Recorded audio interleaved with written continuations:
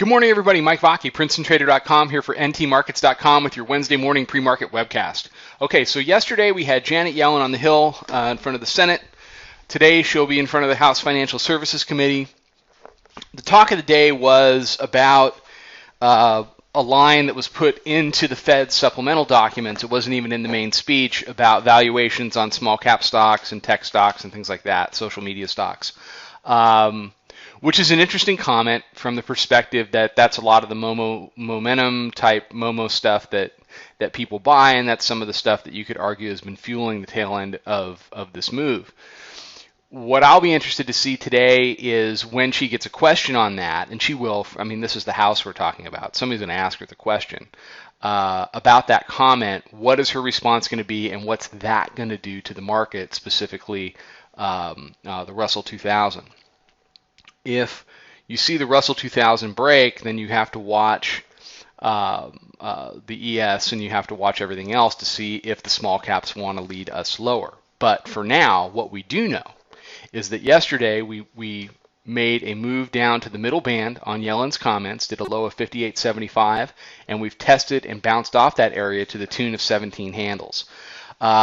Just for the purposes of taking a trade and locking in profits, I'm long 62, but I'm getting ready to get out of the tail end of that. I've got a 74 stop on that runner to lock in 12. Now, if it never doesn't touch 74 and we keep going higher, then I'll keep going higher with it. But you know, it was intended to be a trade, so I want it to stay a trade. So I expect to be stopped out at some point this morning at 74. So she speaks at 10 o'clock.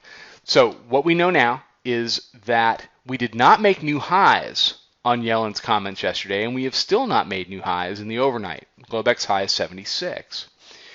Globex high yesterday was 76.25. So the bulls need to get through 76.25. They're trying to do that as I speak. The middle band has been interacted with for the fourth time in 6 sessions and is held up like a champ every time. So it goes back to what I've been saying about, you know, the bears only get so many chances to go down and deal with the middle band, and you know, after it holds a certain number of times, the dip buyers are going to have no fear. They're going to hold it and they're going to go, and we'll see new highs very quickly. At this point, you're in a situation where the bands are tight.